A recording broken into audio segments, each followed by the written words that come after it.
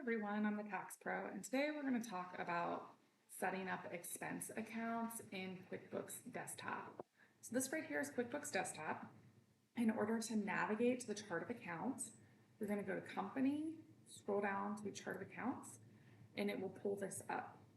Now, if you are running the accountant version, you can also go to the accountant drop-down menu and click on Chart of Accounts here. This is going to pull up the chart of accounts that QuickBooks currently has. So you'll see here it's got a whole list of different expenses.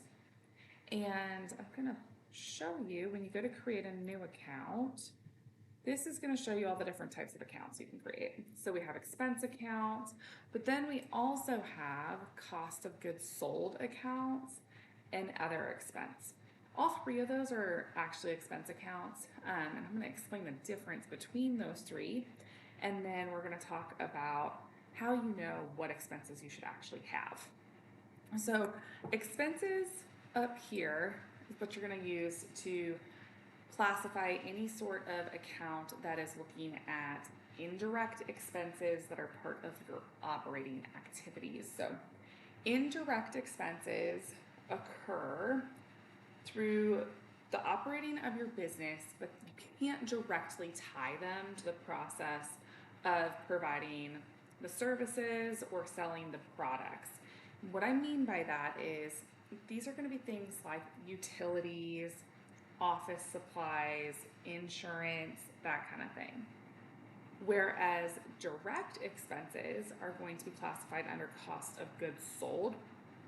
So when you think of cost of goods sold, you think of things like the materials and parts that go into producing a particular product, or the time of one of your employees that is directly related to the services that you're providing. So you can go and you can tie it to a specific job. So I could say, Tuesday, the 2 hours that Sally put in from 10 to noon, those were for XYZ job. That is a direct cost. And direct costs go under cost of goods sold. Now, there are some differences between cost accounting and IRS tax accounting when it comes to cost of goods sold. I'm not going to go into that right now because that kind of goes down a rabbit hole and gets a little bit more in depth than what I want to go into for this particular video. Essentially, cost of goods sold are direct costs you can tie to a product or service. Expenses are incurred in the regular operating of your business. They're just going to be things that you can't directly tie to a product or a service.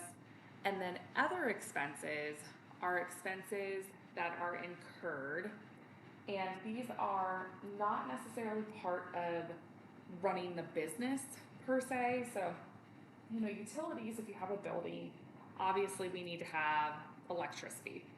And then you have these other expenses, like you took out a loan and there's interest expense.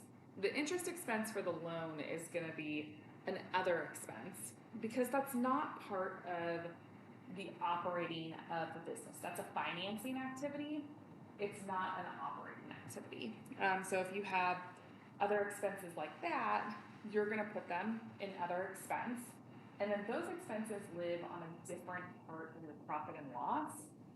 So you essentially, what you'll be able to do on your profit and loss is you will be able to calculate what is left over after the direct expenses are paid, and then what is left over after your direct and indirect operating expenses are paid, and then what is left over after all expenses are paid. So that's how this is all divvied up, and those numbers help you make decisions. So how do you know what accounts you need to set up? Cost of goods sold is really going to be dependent on your industry. So let me kind of show you when you set up your QuickBooks account.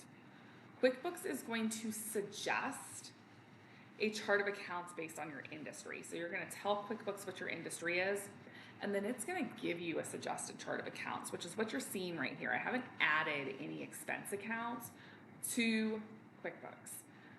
These are all generated based on me telling QuickBooks that this is a construction company. So you'll see the cost of goods sold right here, these direct expenses. We have blueprints and reproduction. We have bond expenses, so sometimes you'll have bonds specifically for a job, like a particular job. Construction material costs, equipment rental for jobs, other construction costs, subcontractor expenses, tools and small equipment, and then workers' compensation insurance. I would argue that workers' comp is not always a cost of goods sold. You would need to split that between the two, but the cost of goods sold and the regular expenses, but I'm not going to go into that. QuickBooks recommended it, so I'll just kind of show you what QuickBooks recommends, and then we can address, mixed expenses in other videos. Okay, then if you come down here to the expense category, you'll see a lot of this is overhead, right? So bank service charges. You got to pay your bank a lot of times in order to have a checking account, so we pay them for them to store our money. Business licenses and permits, depreciation, insurance. They have interest expense as an overhead expense. I generally like to see that as other, but we'll leave that there. Meals and entertainment, office, payroll. So I want to mention a couple of things here. When we determine what our expense categories are going to be, we want to have the information needed in order to run the business, but then we also want to be able to identify expenses that are either not deductible on taxes or are not fully deductible on taxes. What you'll notice is QuickBooks especially has a bad habit, of putting meals and entertainment together. Meals and entertainment are not the same deductibility, so I don't like to leave these together.